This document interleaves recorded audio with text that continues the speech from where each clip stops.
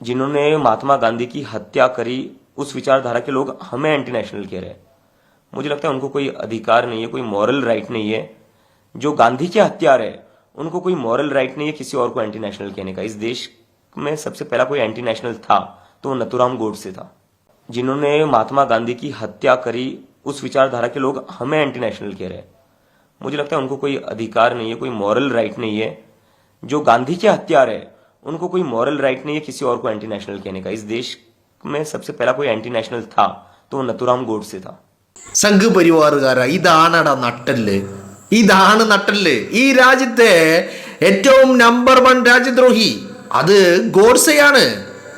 ഗോഡ്സെ രാജ്യദ്രോഹിയാണെങ്കിൽ ഗോഡ്സെ രാജ്യദ്രോഹിയാണ്. കാരണം രാഷ്ട്രപിതാവിനെ വെടിവെച്ച് കൊന്നവൻ. ഇനി ആ വിചാരധാരയുമായിട്ട്, ആ മെന്റാലിറ്റിയുമായി, ആ ഐഡിയോളജിയുമായി മുന്നോട്ട് പോകുന്ന RSSനെ സംബന്ധിച്ചിടത്തോളം ഈ രാജ്യത്തെ ജനങ്ങളുടെ കാര്യത്തിൽ കമ എന്നൊരക്ഷരം മിണ്ടാനുള്ള അവകാശമില്ല. കാരണം ഞാൻ എപ്പോഴും പറയുന്നത് തന്നെ, സംഘ് പരിവാരമാണ് ഈ രാജ്യത്തെ രാജ്യദ്രോഹികൾ, ദേശദ്രോഹികൾ, ഒറ്റുകാര്, മാപ്പെഴുതി കൊടുത്തവര്, കലാപമുണ്ടാക്കിയവര്, തെരഞ്ഞെടുപ്പ് അട്ടിമറിച്ചവര്, കൊള്ളക്കാര്, കൊള്ളിവെപ്പുകാര്, ക്രിമിനലുകള്, ബലാത്സംഗ വീരന്മാര് എല്ലാം സംഘ് പരിവാരമാണ്. ഈ രാജ്യത്തെ ദേശവിരുദ്ധര്, രാജ്യദ്രോഹികള്, തീവ്രവാദികള്, ഭീകരവാദികള്, ക്രിമിനലുകള് എല്ലാം സംഘ് പരിവാരമാണ്. അപ്പോ ഗാന്ധിയെ കൊല്ലാൻ പോയത്, രാധിയെ വെടിവെച്ച് വീഴ്ത്തിയത് നാഥുറാം വിനായക് ഗോഡ്സെ. അപ്പൊ ഗോഡ്സെയെ പറഞ്ഞു വിട്ടവനാരാ? അവൻ രാജ്യം കണ്ട എക്കാലത്തെയും വലിയ തീവ്രവാദി, ഭീകരവാദി, ദേശദ്രോഹി, രാജ്യദ്രോഹി. ആരാണത്? സവർക്കറാണത്.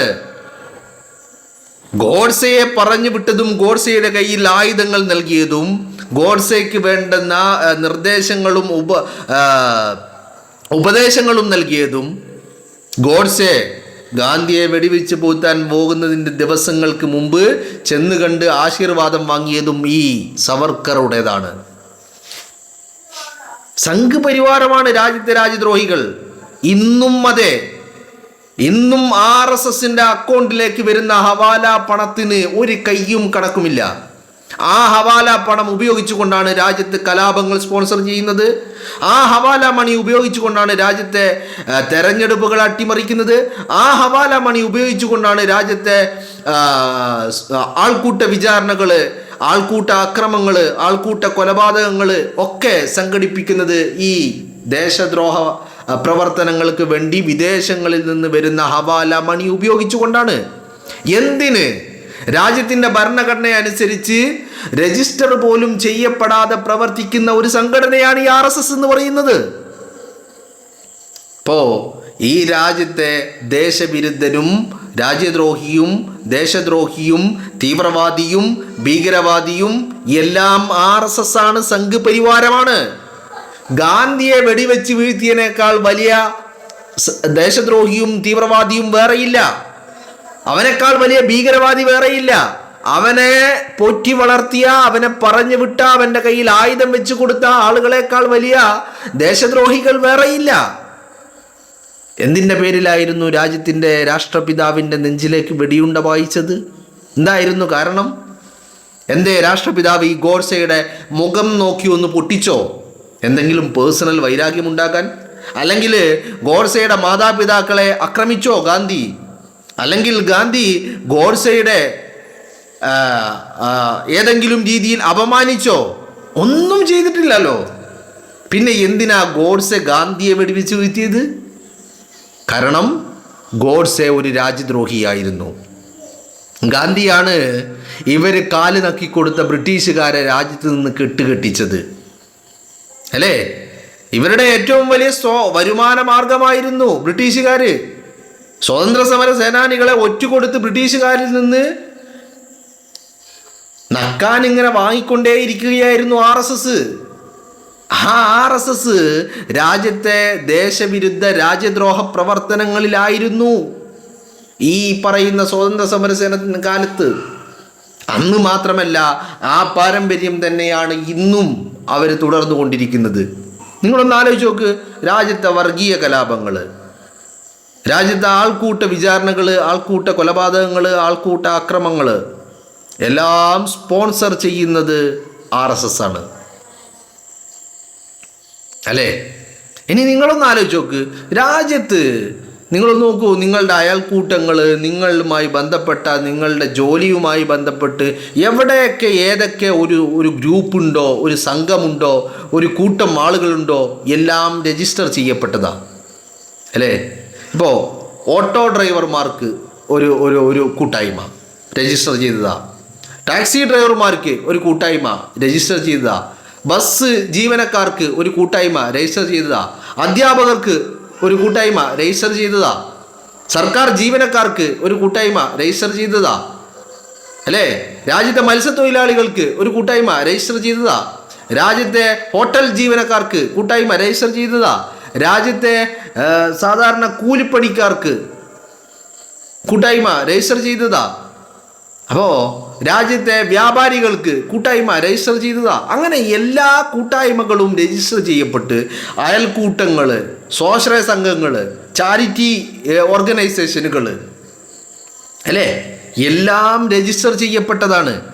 എന്ന് പറഞ്ഞാൽ രാജ്യത്ത് എല്ലാ സംഘങ്ങളും സംഘടനകളും കൂട്ടായ്മകളും സ്വയം സഹായക സംഘങ്ങളും എല്ലാം രജിസ്റ്റർ ചെയ്ത് രാജ്യത്തിൻ്റെ ഭരണഘടനക്കനുസരിച്ച് വിധേയമായി, നിയമങ്ങൾക്ക് വിധേയമായി പ്രവർത്തിക്കുന്നു.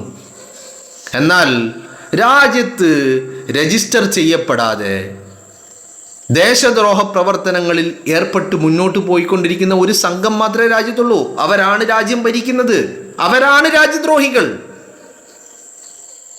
ഇപ്പം അവർ പറയുന്നത് എന്താ? അവർ പറയുന്നത് അവരെ പോലെ നമ്മളാകണം എന്ന് പറഞ്ഞാൽ ഇപ്പം നേരെ തിരിയുകയാണ്, പ്ലേറ്റ് മറിയുകയാണ്. യഥാർത്ഥ രാജ്യസ്നേഹവും ദേശവിരുദ്ധതയും തമ്മിൽ കൂട്ടിക്കുഴക്കുകയാണ്. യഥാർത്ഥ രാജ്യസ്നേഹികളെ രാജ്യദ്രോഹികളാക്കുക. എന്നാൽ ഈ തീവ്രവാദികൾ, ഈ വർഗീയവാദികൾ, ഈ ഭീകരവാദികൾ, ഈ രാഷ്ട്രപിതാവിനെ കൊന്നവർ, അവർ യഥാർത്ഥ രാജ്യസ്നേഹികളായി മാറുന്ന ഒരു ഉൾട്ടയടിക്കുന്ന പരിപാടി, അതാണ് ഇപ്പോൾ രാജ്യത്ത് കണ്ടുകൊണ്ടിരിക്കുന്നത്. മനസ്സിലായില്ലേ? നിങ്ങളൊന്ന് ആലോചിച്ച് നോക്ക്, സംഘപരിവാരം എന്താ അവകാശപ്പെടുന്നത്? ഞങ്ങളാണ് യഥാർത്ഥ ദേശസ്നേഹികൾ. ഇവരുടെ സർക്കാരിനെതിരെ ആരെങ്കിലും ചോദ്യം ചോദിച്ചാൽ ഉടനടി ചോദ്യം ചോദിക്കുന്ന വ്യക്തി രാജ്യദ്രോഹി, തീവ്രവാദി, പാകിസ്ഥാനി, ചൈനക്കാരൻ, അമേരിക്കക്കാരൻ, ഭീകരവാദി, അങ്ങനെ പല രീതിയിലുള്ള ചാപ്പയടികൾ, അല്ലേ? അപ്പോൾ വിദ്യാർത്ഥികൾ പ്രതിഷേധങ്ങൾ സംഘടിപ്പിച്ചപ്പോൾ, വിദ്യാർത്ഥികൾ സമരം ഇരുന്നപ്പോൾ എന്താ പറഞ്ഞേ? രാജ്യത്തിനെതിരെയുള്ള കലാപം. ആരാ രാജ്യത്തിനുള്ള കലാപം നടത്തിയത്? ആരാ രാജ്യത്തിൻ്റെ സ്വാതന്ത്ര്യ സമര സേനാനികളെ ഒറ്റുകൊടുത്തത്? ആരാണ് ബ്രിട്ടീഷുകാരന് മാപ്പ് എഴുതി കൊടുത്തത്? ആരാ ഗാന്ധിയെ കൊന്നത്? ആരാ കൊന്നത്? ഈ പറയുന്ന RSSകാരൻ. മാപ്പ് എഴുതി കൊടുത്തത് RSSകാരൻ. കാല് നക്കി കൊടുത്തത് RSSകാരൻ. ബ്രിട്ടീഷുകാരിൽ നിന്ന് അച്ചാരം വാങ്ങിയത് RSSകാരൻ, അല്ലേ? എല്ലാം RSSകാരൻ. ഈ രാജ്യത്തെ ഒറ്റുകാർ ആരാ? RSSകാര്. ദേശവിരുദ്ധരാരാ? RSSകാര്. സംഘപരിവാരം. ആ സംഘപരിവാരം ഇന്ന് രാജ്യം ഭരിക്കുന്നു എന്ന് പറഞ്ഞാൽ രാഷ്ട്രപിതാവിനെ വെടിവെച്ചു കൊന്നവര്, BR അംബേദ്കർ ഭരണഘടന അത് ചവറ്റുകൊട്ടയിൽ എറിയണമെന്ന് പറഞ്ഞവര്, അതിന് പകരം മനുസ്മൃതി ഭരണഘടനയാക്കണമെന്ന് പറഞ്ഞവര്, അവരിന്ന് രാജ്യം ഭരിക്കുക. അപ്പോൾ ഗാന്ധിയെ കൊല്ലാൻ ഗോഡ്സെയെ പറഞ്ഞു വിട്ട സവർക്കർ സ്വയമേ വിശേഷിപ്പിച്ചു വീർ സവർക്കർ എന്ന് പറഞ്ഞാൽ ധീരനായ സവർക്കർ എന്ന്. ആരാ പറയുന്നത്? ബ്രിട്ടീഷുകാരൻ്റെ കാല് നക്കി കൊടുത്തവൻ പറയാണ്, ഞാൻ ധീരനായ സവർക്കറാ. ഈ ധീരനായ സവർക്കർ, വീർ സവർക്കർ എന്നുള്ള പേര് എങ്ങനെയാ വന്നേ? ആരാ അങ്ങനെ ഒരു പേരിട്ട്? സവർക്കറുടെ മാതാപിതാക്കൾ ഇട്ടതാണോ? അല്ല. പിന്നെ എങ്ങനെയാ ആ പേര് വന്നത്? ആ പേര് വന്നത് ഈ സവർക്കർ തന്നെ ഒരു പുസ്തകം എഴുതി, ഒരു എന്താ പറയണ്ടേ, ഒരു കള്ളപ്പേരിൽ ഒരു പുസ്തകം. ഇപ്പം ഞാൻ എന്നെക്കുറിച്ച് തന്നെ എഴുതുന്നത് പോലെ, പക്ഷേ ആ പുസ്തകത്തിൻ്റെ രചയിതാവിൻ്റെ പേര് ഞാൻ എൻ്റെ പേരല്ല വെച്ചത്, മറ്റൊരാളുടെ പേര് വെച്ചിട്ട് ഞാൻ എന്നെക്കുറിച്ചൊരു പുസ്തകം എഴുതുന്നു. എന്നിട്ട് അതിൽ ഞാൻ എന്നെ വിശേഷിപ്പിക്കുന്നത് ധീരനെന്നും വലിയ വാഴ്ത്തുപാട്ടുകൾ നടത്തുക ഞാൻ എന്നെക്കുറിച്ച്.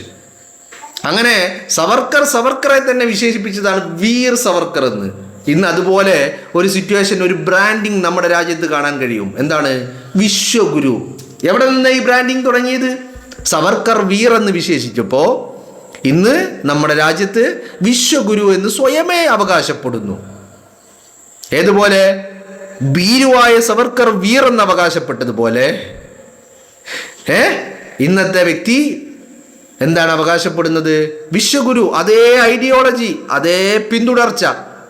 ഇവരാണ് രാജ്യദ്രോഹികൾ, ഇവരാണ് ദേശവിരുദ്ധർ, ഇവരാണ് രാജ്യത്തെ ഒറ്റുകൊടുത്തവർ.